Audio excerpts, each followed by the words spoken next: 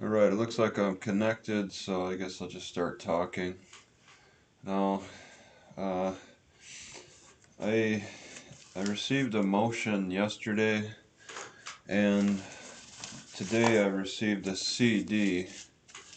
So let's see if that shows general delivery in Grand Rapids. Whoops, and it comes from, oh, it's on this side, West Milwaukee. So do not bend. And this is the package that I received, and that was from them. And yeah, I have a CD player now, and I can play it. It's a Memorex, and I can play this on the computer, and I guess it's the hearing, but I can't share it with anybody because the judge told me not to share it with anybody. Isn't that amazing? I can actually get a hearing on CD, but this isn't for Natchitoches, Louisiana. This is for Wisconsin. I got the video in its entirety, audio video on CD here. I have to watch it still, from West Milwaukee. Unlike in Natchitoches, where it's sealed lips and privilege across the board for everything. So it's such a stark contrast, and I'm dealing with two starkly contrasted cities, pretty much. City jurisdictions that just see things completely opposite. So I got a hearing. This was the hearing on September 17th. This is hearing number 2 for West Milwaukee, and the next hearing is two. It should be recorded too, and on Zoom. No problems. I have no problem getting on to Zoom to get to that hearing for West Milwaukee. No problems. But I'm facing jail for the next hearing coming up in 9 days. October 18th. I received a, well, I can find it here. I received email that where the prosecutor's demanding I be present. So let's read through this. And I can plug it into ChatGPT. Maybe that might make it easier. But to see it in its entirety can help. Okay, I'm gonna open it up. And no, didn't I? I just need a minute here, because I want to open it up in a different page. Just a second here. So yeah, I don't, there is no chance that I'll face any jail time for a failure to appear in Wisconsin. In fact, I almost missed hearing number 2 because I just had the wrong time written down. And all she said that she would do was find me in default. That's it. I'd just be found in default. Whereas in Louisiana, and these are very similar situations, in Louisiana they want to throw me in jail over missing a hearing. Take me straight to jail and then charge me for bail jumping and whatever, contempt of court, all of that. But in Wisconsin, you're in default. That's it. It's just incredible the priorities they have. Alright, so I downloaded it. I go into my downloads, and then I'll open it. Okay, I just want to make it a separate screen. Okay. Alright, I want to shrink that. Okay, and then I can open up Mr. Benjamin's. Let me get rid of this window capture. And open up window capture.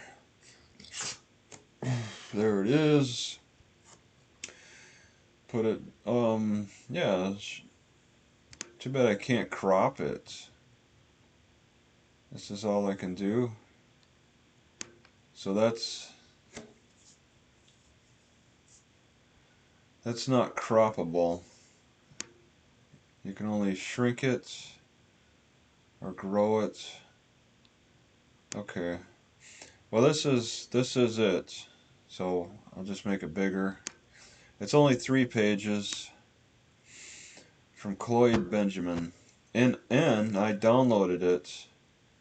So what I can do is put it into ChatGPT and I can read it. So I got a good upload from computer. It should be able to read, I expect. I've been having to take pictures of these PDFs. Oh, unknown error occurred. Look at that. You know, I did ask it to read. Maybe what I made was final. Yeah, okay. It might be already in here from my tablet. Certificate. Okay, I can work. Okay, that's my response. I have my response on ChatGPT. Okay, there's, and then it should be just above. Nope, no, I was just rewriting. Okay, revised. Nope. Maybe I don't have it. I went through a lot of different versions of my response. Okay. Okay, that was also a response. I might not have this. I had it read all the pages, and it's on my tablet, but it's not. Oh, yeah, okay, it's not there. Alright, then I need to. Yeah, because that's the latest for that. I could take pictures and do it that way. But this is the motion he wants to convert. I don't understand. Convert. All right. Motion in order to convert hearing to status conference. Let me ask ChatGPT what advantages. And it's too bad I can't read this PDF. Are there to convert a hearing to a status conference in Louisiana?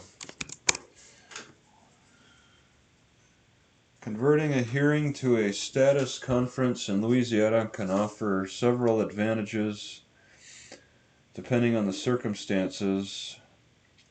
Clarify issues. A status conference allows the parties to discuss and clarify any issues in the case, such as procedural, discovery. Oh, yeah. Yeah, I got some extra discovery questions. Availability of witnesses. Help streamline the case, reduce unnecessary delays. Maybe I should ask what the difference is between uh, a status conference and a hearing.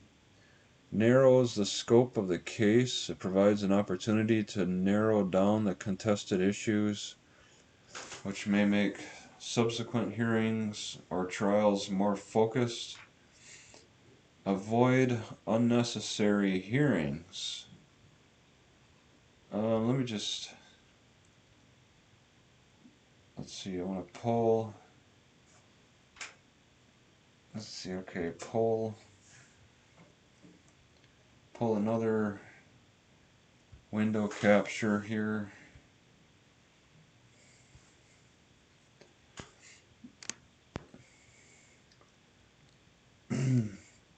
I don't see how it's still much different from a hearing.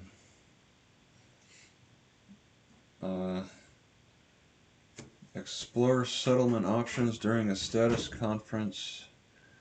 There is often a chance to discuss potential settlement or plea agreements. Well, it's that way in a hearing as well.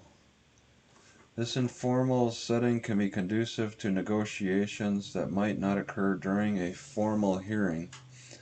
Avoid trial if both parties can reach a compromise. The need for a trial or a more contentious hearing might be avoided. What? Saving time. Set deadlines. Status conferences are often used to set deadlines for the completion of discovery. This can help ensure that both parties are prepared for the next steps. Calendar coordination. The conference provides an opportunity to coordinate the schedules of the court. That's important, but everything that it's saying that you could do in a status conference can be done in a hearing as well.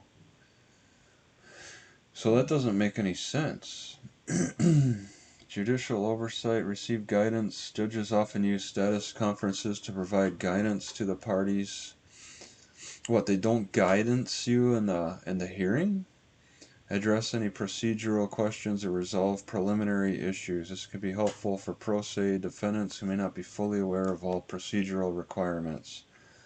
Get feedback on legal strategy. While not giving legal advice, a judge might offer insight into how certain procedural matters could be handled or suggest areas for the parties to focus on which could impact the case's direction.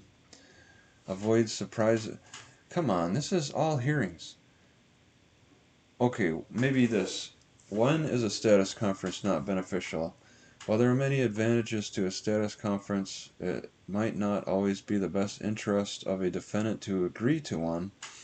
If the defendant is prepared to argue a motion, or if the goal is to force the prosecution to act on an important matter without delay, a status conference might not be advantageous. Additionally, converting to a status conference could signal a lack of readiness or willingness to settle, which might be used against the defendant strategically by the opposing side.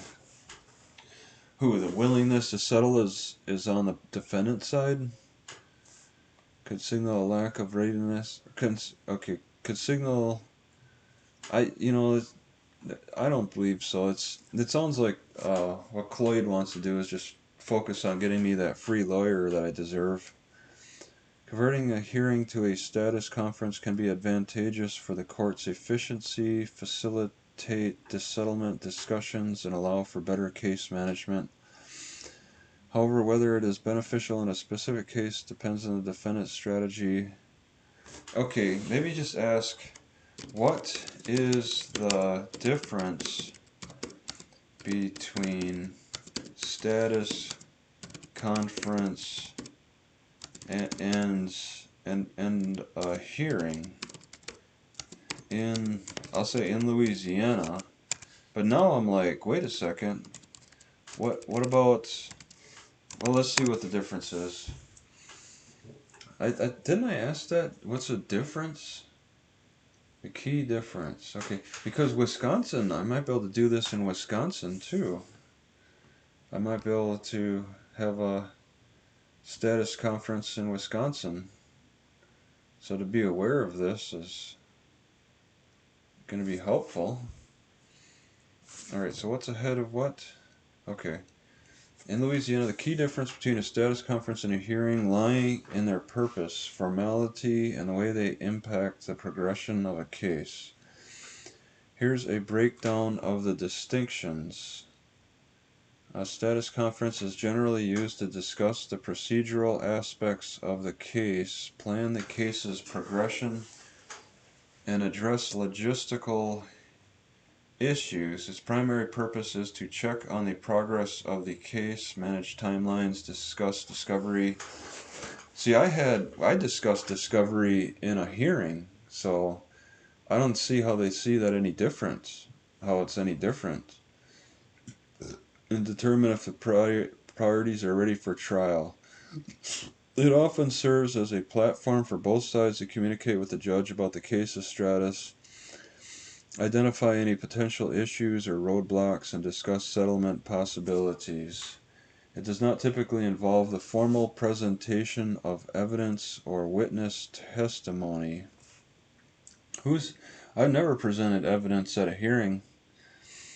A hearing is a more formal proceeding focused on the specific legal issues or motions before the court. The main goal is to present arguments, submit evidence. Okay, alright, yeah, like I got exhibits to submit, and sometimes witness testimony to allow the judge to make a legal ruling on the matter. Present arguments, yeah. So kind of like what Judge Ousley was doing was kind of status conference hearing hybrid. For the 5 hearings that I had, they were kind of hybrid status conference and hearings. Hearings can cover various issues such as motions to suppress evidence, preliminary hearings, bail hearings, and other legal disputes that require a decision from the judge.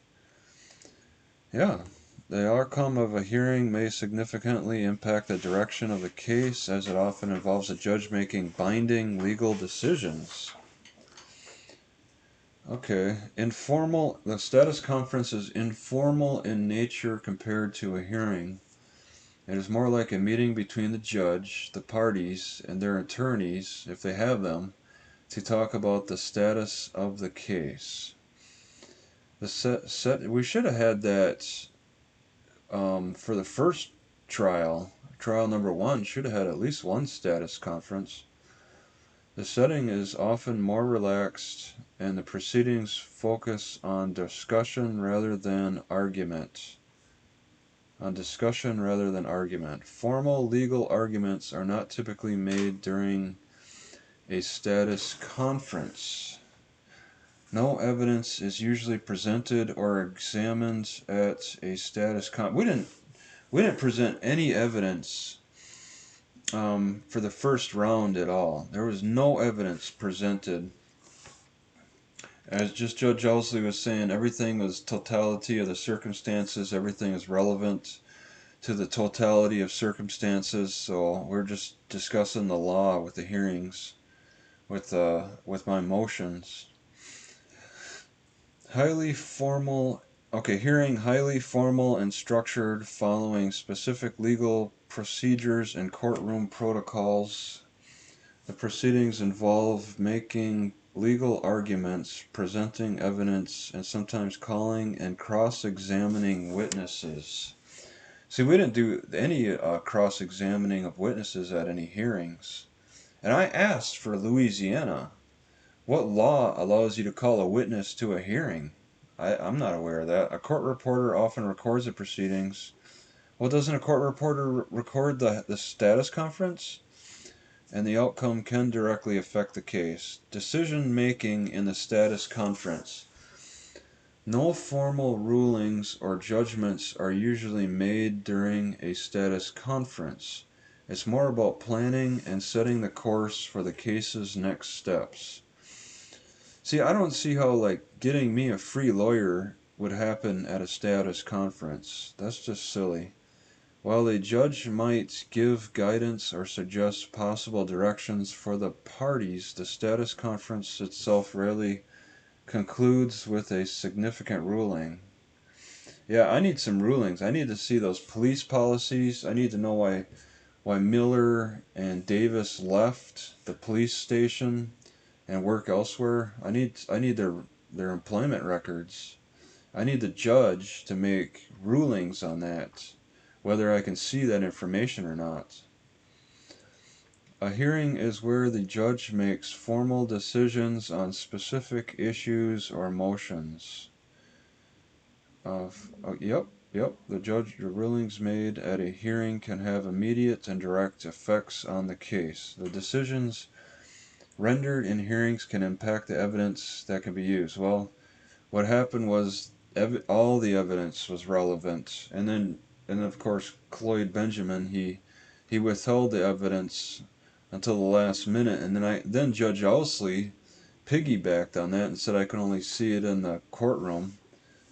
And gosh, I had some serious shortcomings in my defense by only being able to see the testimonies in camera. That was so dirty, and they just continue to throw dirt, continue to bury everything in dirt. The decisions rendered in hearings can impact the evidence, procedural directions, or even whether the case proceeds to trial. Yes, exactly. Both the status conference and the hearing can determine you can reach a settlement in either one. Timing and scheduling. Status conference are generally scheduled early in the case to organize the case's progression or periodically to keep track of where things stand. They help ensure that deadlines are met that can be used to update the judge on settlement discussions or other case developments. Hearings occur at specific points in the case when a motion or legal issue needs to be addressed. They are set according to the court schedule and the urgency of the matter. Like I had a hearing scheduled 2 days in advance.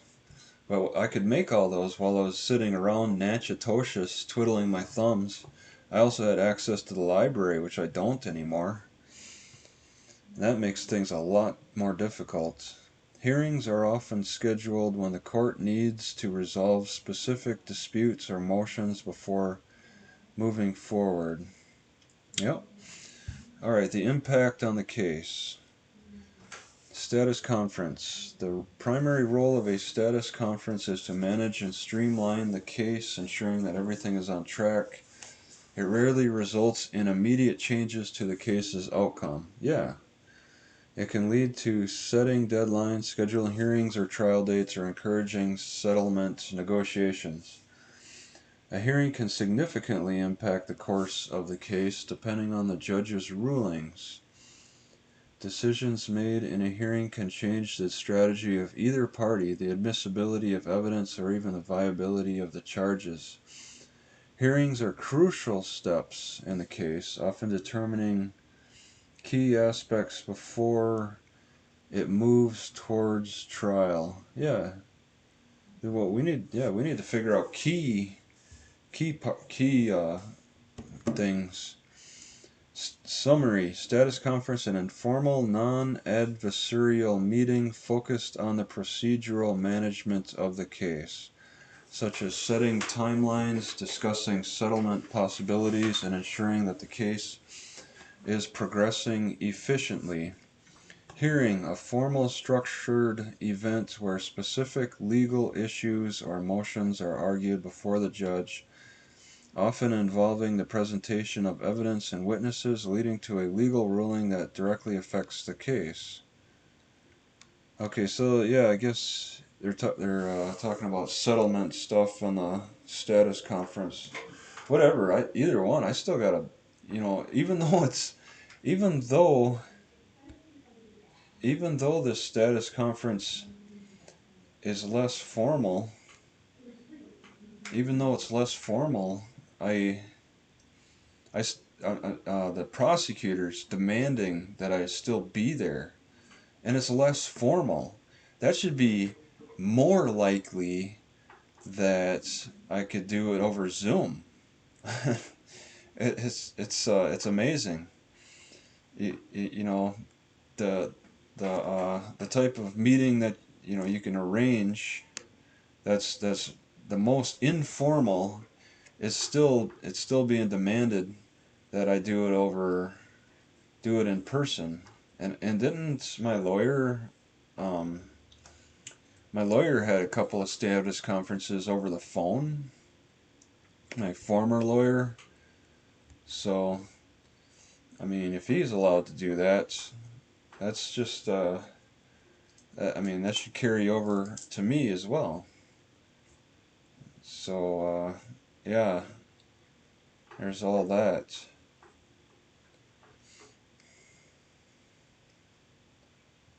Let's see, live. Okay, I just want to take a look at this. Okay, so yeah, this there's such a stark contrast between Wisconsin and Louisiana on is that showing? Oh no, it's different. Okay. Yeah, such a so does anybody say anything? Yeah, AI has been very helpful, that's for sure. Oops. Yeah, where's the injury? Yeah, I don't have anybody who can come in and testify about any injuries. They just want to complain and moan that I brought this to the public and discussed it. So yeah, I don't have a lawyer, but as you can see in this motion from Mr. Benjamin, that he openly sent it to my lawyer. He sent this motion to my lawyer. And what's he trying to do? Make my lawyer charge me more money? Is by giving him more work to do? My prosecutor is trying to squeeze out even more money from my lawyer for service. All right, this isn't exactly something my lawyer should have done for free. Was my lawyer obligated to tell me to send this to me? It's ridiculous. And I argue, just looking at this first part of this motion, I argue that possibly Mr. Benjamin, the prosecutor, thought my motion looked so awesome, so good that he probably assumed that my former lawyer, was helping me. So there's that. But then, he's actually he's insulting my motion in this too. I can't copy and paste anything, right? That never. Yeah, I can't. ChatGPT can't read it. I can't copy and paste anything that comes from the prosecutor. He's got it like encrypted, and you can't. All I can do is take screenshots and then submit it. Motion in order to convert hearing to status conference and to continue. So he's suggesting to make it informal.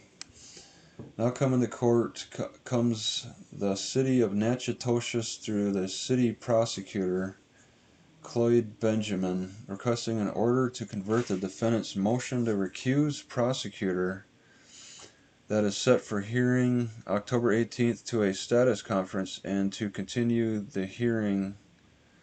Oh, alright. Now as I read it, I see. I understand. Yeah, that's what's been going on with Judge Owsley. It's been back and forth.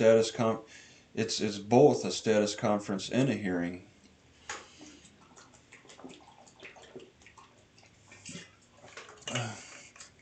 So I gotta look at that motion to recuse prosecutor again, because he was apparently Cloyd Benjamin was talking about bringing in witnesses, because if it's going to be a hearing and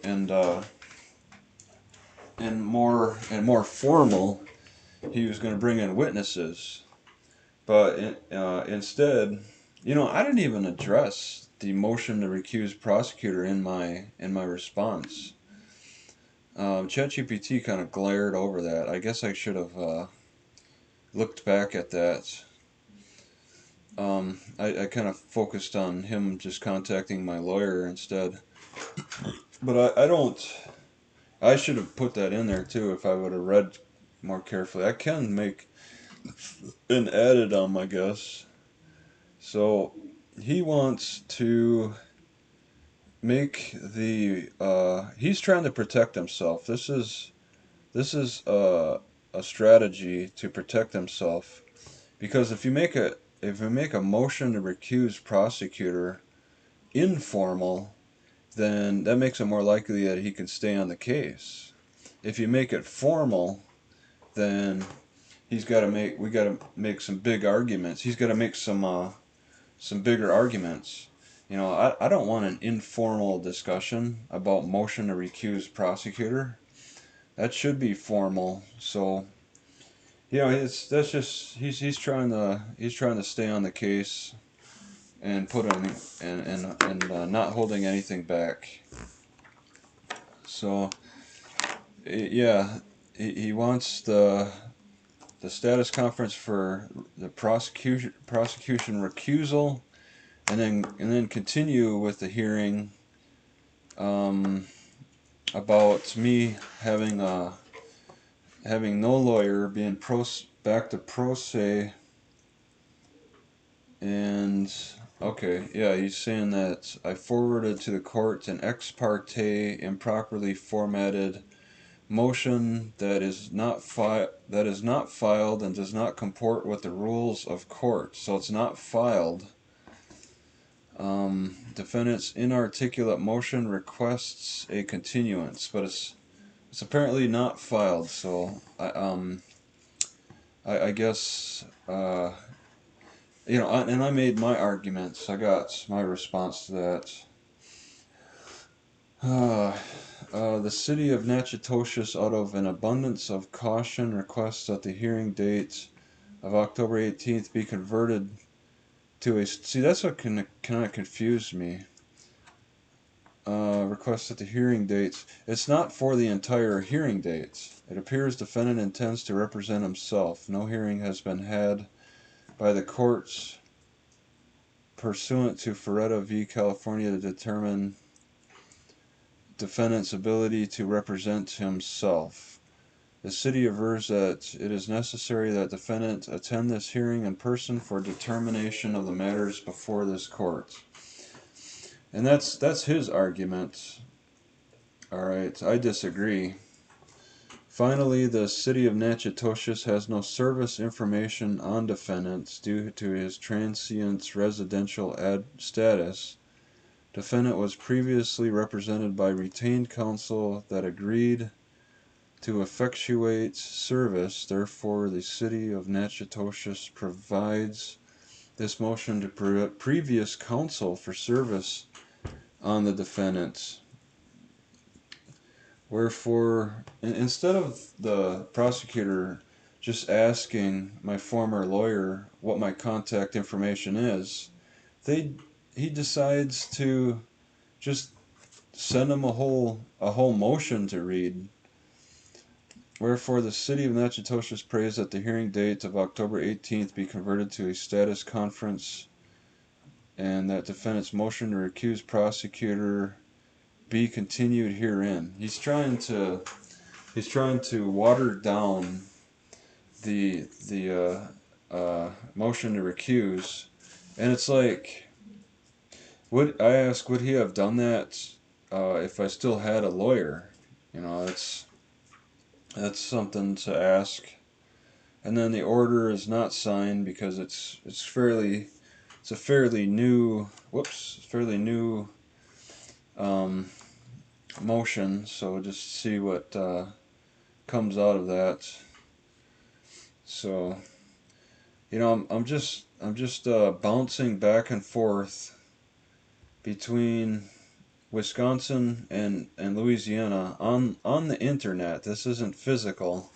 I can't bounce back and forth between Wisconsin and Louisiana. But I'm trying to argue, that I got some problems here with travel and stuff. But Louisiana still insists that I show up. Wisconsin's like, it's okay if we do it over the internet. But I am kind of still bound to Grand Rapids because I got one CD, and this is for the hearing number 2. But I'm also waiting on another CD. That's the body cams that were sent out last Thursday. So last Thursday, and it can take between 2 and 10 days for them body cams to arrive on CD. So I already checked. This CD was sent 9/27, so I don't know, 9, 10, 13 days, 12, 13 days. So plenty of time for this hearing CD, but it's only been since last Thursday, which is still less than a week, for the body cam CDs. And she's sending them to the same address. So I guess I'll be sitting around the city just waiting on that, not driving towards Louisiana. And I'm not in any rush because of all the hurricane threats happening anyway. There's a hurricane season that lasts until November 30th. Let me confirm that, because somebody said that. Where, when, how long, when is the hurricane season in Louisiana? Let's see, I was told November 30th. There it is. Okay, hurricane season in Louisiana runs from June 1st to November 30th each year, with a peak period typically occurring late August and early October. And there's quite a few happening in early October right now. During this time, the state is at the highest risk of experiencing hurricanes and tropical storms, which can lead to hazardous weather. Can you believe that, this judge, he sat down and decided, along with my former attorney, to have me show up during the state that it's the highest risk, early October. Okay, well, October 17th is more mid-October. Okay, it's outside of the peak, but we're still in hurricane season. June, July, August, September, October, November, 6 months out of the year. It's a little bit more dangerous in the States. And I don't think you just look at the weather and determine if there's going to be a hurricane or not. They just kind of form in unpredictable ways. You respond to hurricanes. You don't exactly predict them. The peak of the season generally aligns with warmer months when sea surface temperatures are at their highest, fueling the development of tropical storms and hurricanes in the Gulf. Right now, sure, they're focusing on Florida, but that doesn't mean that Louisiana can't get hit. That doesn't mean another one will come up behind it. So that's a problem. Alright, so I want to open up a federal case challenging jurisdiction and counterclaim for deprivation of rights under color of law. Yeah, I could try to do all that. Here, I'll copy and paste. I'll say how do I do this? No, I'll have ChatGPT write me maybe a lawsuit, I guess is what you call it. Write me a lawsuit under this guidance. Okay, let's see what comes up. Alright, so I'll bring up that window capture. Okay, what do we have for response here? It's only ChatGPT 4.0. Okay, we're right into the United States District Court. Hines v. the City of Natchitoches, Louisiana. Officer Davis, Miller, and Favors. Alright, I'm suing them all. Complaint and jury demands. Complaint in papyrus for declaratory judgment, injunction, relief, and damages for deprivation of rights under color of law, conspiracy to deprive plaintiff civil rights. Alright, that's pretty strong. The court has jurisdiction. Alright, because it's a federal court, and we got some laws. This court also has jurisdiction under 28 U.S.C., which grants jurisdiction to district courts to hear cases. Well, who do I send this to? Venue is, if you can find somebody to send this to, what judge is going to listen to this? Venue is proper in this district pursuant to 28 U.S.C. The parties, plaintiff, Travis is citizen, defendant of city is municipal entity. The defendants are law enforcement officers employed by the city, sued in their individual and official capacities. Defendant does 1 through 10 are as yet unidentified officers or other individuals whose actions were responsible for or contributed to the deprivation of plaintiff's civil rights. It should be Judge Ousley too, since the Supreme Court, the appeals court, said that he recklessly denied me a free lawyer with open eyes. Statement of fact. On or about January 22nd, plaintiff was unlawfully detained. Yep, defendants acted without probable cause and in violation of plaintiff's Fourth Amendment. The action of the defendants were conducted under color of law without regard to plaintiff's constitutional rights. Yeah, this all looks pretty good. Defendants conspired to deprive the plaintiff of his civil rights by unlawfully coordinating and executing an arrest based on false information or a lack of proper jurisdictional authority. Plaintiff sustained damages as a direct result of defendants' I've been suffering for over 2 years now with this. Violation of his civil rights, loss of liberty, and other economic and non-economic damages. A lot of economic damages. I got a lawyer who made $25K off of this. Count 1, deprivation of rights under color of law.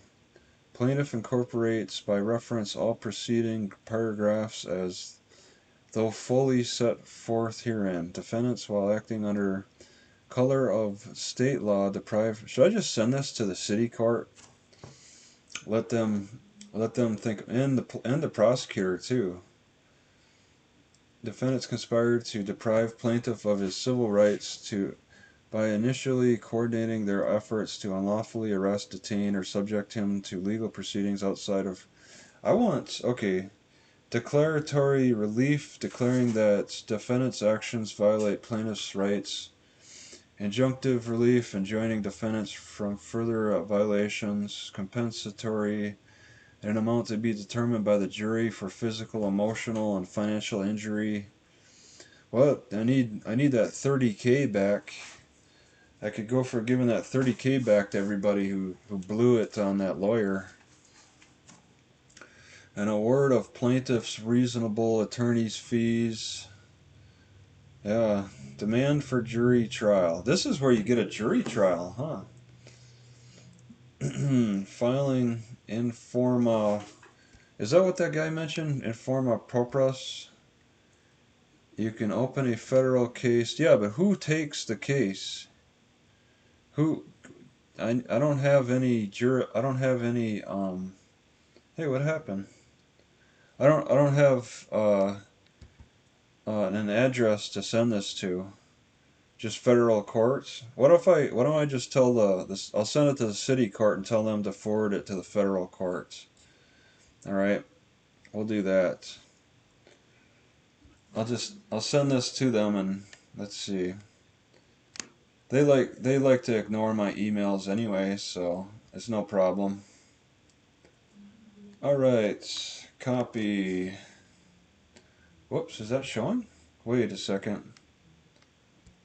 So if I click on that, it'll show my email. Alright, so let me pull. Okay, it's this one. I'm going to pull this off separate now, and now what shows? Oh, well, that's not what I wanted. Then I'll need to make a new page. Okay, alright. Okay, that's separate. That's that. Click out of this. And then now I'll get into my email. Alright, let's compose. We're going to email my lawsuit. Okay, city. Wait. City? Yeah, city court. And then I'll just kindly ask them, can you forward this lawsuit to the federal court, please? Alright. And then I'll paste. And, oh, I gotta find the send. Send. Okay. Alright, city court should take care of it. So that's done. What's next? I've asked the city court to forward that lawsuit to the federal court, and I'm sure they'll be happy to oblige on that. Okay. Let's see. Yeah, I got this CD. I need to open this up. Yeah. Oh. It's not a USB-C connection. It's a USB-A. I don't have the cord for this dang CD. This CD player. Yeah, I don't really keep these A cords on me very much. They're all in my car right now. I just totally forgot that. Oh, okay. Well, I need to go do that. Dig for that cord wherever it's sitting. Alright. Let's see. So I read through, and then I gave a reply to Clyde Benjamin's whining. Let's see. That's his. Okay. I don't know. I'll keep it up. I'm a little confused right now. That's okay. That's not. Where is? Oh, okay. I want to get rid of that. All right. But then, okay. I could just paste it back on here. All right. So I did have I did make a reply, and ChatGPT did save it. It went through a few changes. What's showing here? Okay. All right. Let's see. However, there's ambiguity. There's no specific law or court rules that mandate a prosecutor to contact a former lawyer. Yeah, he's not required to contact my former lawyer. Okay, so that's some arguments. My response. Okay, I wrote to Phil. That's that letter. Defendant's response. Let's go with that. I think that one's pretty good. What did I? Oh, and then I told him to update his name. That's fine. This one's pretty good then. Defendant's response to this is, I think, what I sent as a response to the motion to convert the hearing to a status conference, which a status conference is more informal, so it works more in the prosecutor's favor. And intelligible. Let's see. Comes the defendant acting in proper person to respectfully oppose the city of Natchitoches' motion to convert hearing to status conference and to continue. Well, see, that's the thing. I didn't want to continue. Did I have maybe I updated that again. That was for Phil's last name. And then, actually, the motion is addressed to both the courts. Okay, yeah, that was an update. But I also updated to say don't. Oh, okay. Thought for 18 seconds. Suggested improvements, and then it actually goes in revised motion for incorporated suggest. Okay. And support. Okay, so this one's the better version. The one I sent. it has come to my attention that the prosecutor, Cloyd Benjamin, continues to direct communications to my former lawyer, Phil Adams, despite his withdrawal from representing me, and I put a date, and it was a course of 3 weeks.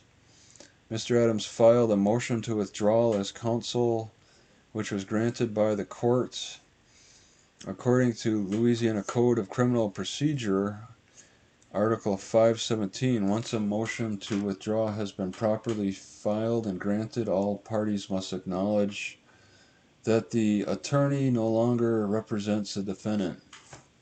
So it doesn't say may acknowledge. It says must acknowledge. So even after acknowledging that my attorney's no longer, charging me an hourly fee or a flat fee, still the prosecutor contacts him when my former lawyer's off the clock. He's no longer a part of this. Is that something that Cloyd Benjamin does? I mean, there's a lot to recuse him for, but this is just another one. This is just something else. Something to add to the pile. Under Louisiana Rules of Professional Conduct, Rule 4.2, an attorney shall not communicate about the subject of the representation with a party known to be represented by another lawyer unless authorized by law. Since I am now representing myself, all communication must be directed to me. The subject with a party known shall not communicate about the subject of the representation. I don't understand that. What is this? I don't know why I'm confused by that. Shall not communicate about the subject of the representation? What does this mean? Okay. The rule you mentioned is designed to prevent attorneys from communicating directly with individuals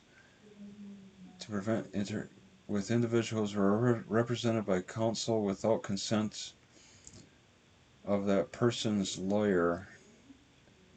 It's kind of a weird way. That's what ChatGPT made, so it is a little confusing. Explanation. Purpose. The primary purpose of this rule is to protect represented individuals from being taken advantage of. Yeah, that's kind of a weak argument I made. To ensure communication goes through their attorney, and I'm the attorney. Represented. The opposing must direct. How does it? Okay. Since you were previously represented, any communication from the prosecutor should have gone through your attorney at that time, and it did. Rule 4.2 would have required Cloyd to avoid contacting you directly and instead communicate through Mr. Adams as you were legally represented. Now that you are representing yourself, you no longer have an attorney because you no longer have legal representation. The rule no longer applies in the same way. Oh, is that what it's arguing? Now Cloyd Benjamin is required to communicate directly with you instead of your former lawyer. Yeah. It's saying that rule no longer applies.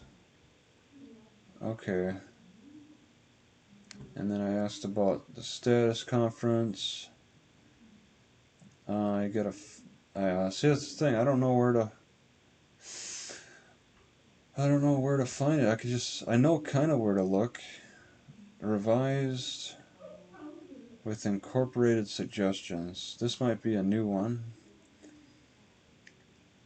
Alright, so once a motion to withdraw has been... Okay, here we go. An attorney shall not communicate about the subject of the representation with a party known to be represented by another lawyer unless authorized by law.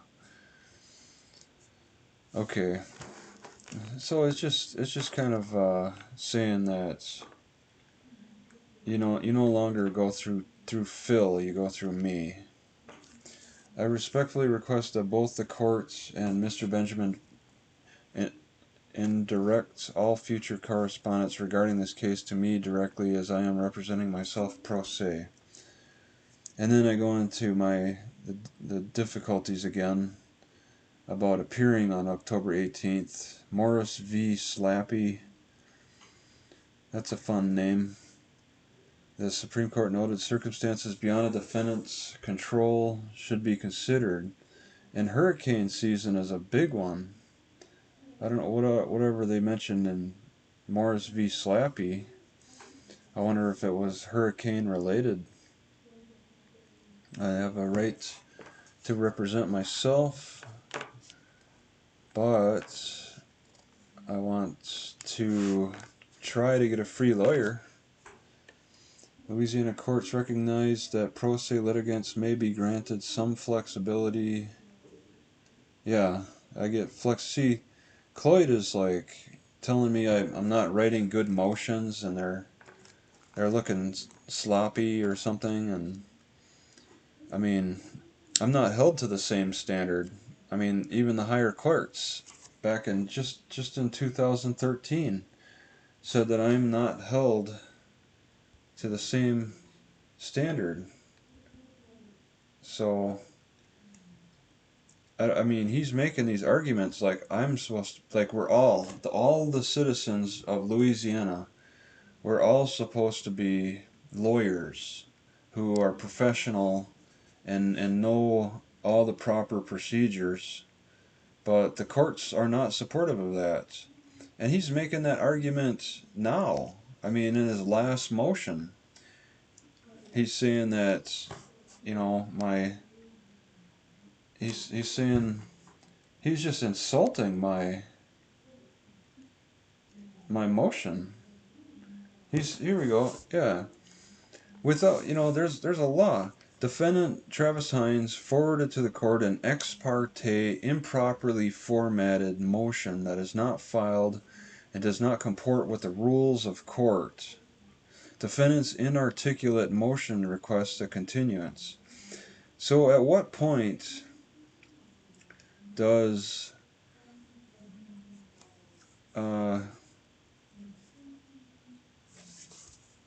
Dulon v. Dulon from 2013 come into consideration? Because the court acknowledges that while pro se litigants must comply with procedural rules, their filings are to be construed liberally. Like, the prosecutor is just insulting my motions like I'm a lawyer, and maybe I should be sanctioned as. What are you gonna do? Sanction me as a lawyer? You gonna take my lawyer license away? I mean, come on. I'm not held to the same standards. I don't carry a license. Yet he wants to argue in his last motion that I should be like considered a lawyer. We all should be considered lawyers. He's holding us all to the same standards as a licensed lawyer. That's what it's come to now. It's hard to get a license, but when we're going to be charged with crimes, we're all like treated like we should have a license in Louisiana, and it seems like parts of Wisconsin too. There's parts of Wisconsin that are insulting. All right, so yeah, he said that. I have my response, and that's where I'm at. I sent my response, and I just sent my lawsuit to the city, thanks to my Balzitch's recommendations there. So there's a few things. Oh, then I also did, and I don't think I'm finished with that. I don't think I fully went through with it yet. I need to do FOIAs. I don't think that submitted it, the interrogatories to Officer Miller. So Yeah, you know, I could have done that. I could have asked for a Zoom. I asked for a later date. I asked for a month later, but I could have asked for a Zoom too. I did that. No, I did that in my first motion though. I'm just kind of re-asking, and you can only re-ask so many times. So yeah, we gotta like either push it back or do a Zoom. We'll see what the judge has to say. Uh, you know, he's a big city judge, so he's got a lot of experience with all kinds of issues. So I'm sure he knows what to do. Let's see how that works out.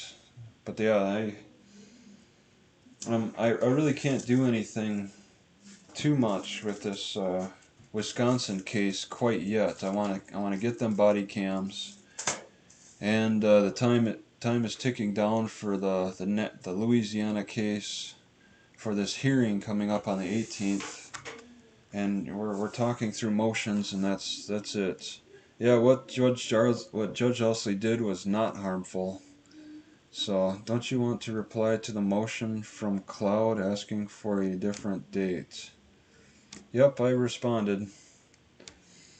Yeah, I asked for a different date twice now. So, we'll see what happens with that. I asked for a month. I'd like it at least after the hurricane season. Or, you know, and I'm taking my time to get down there. So, I'm in Grand Rapids right now. I, you can't park anywhere around that post office. When I go back, I gotta park like 5, 6 miles away.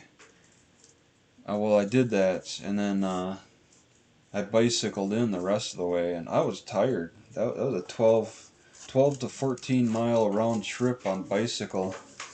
I I was tired. I don't know how people do the Tour de France. That's that's beyond my abilities. But I bicycled down there for this. Just one CD so far, and I gotta go back. I found places along the way where I can park a little closer. So maybe I'll go tomorrow and check again, or and park a little closer, or just wait that day out and go on Friday or something, just to give it a little bit more time. Because it's going to be more than just a CD, or maybe it's all on the CD: body cams and police policies, radio traffic. I hope. So yeah, that's the big one. That's where I want to get transcriptions, and yeah, I want to share the body cams with the public too. The police are sending them to me directly. The chief herself has mailed it out herself. Chief, I forget her name. Chief something. I deleted the Gmail. So that's it. I don't really have anything else to talk about actually. I need to get to other things here. So alright, thanks for watching. I'm gonna quit here.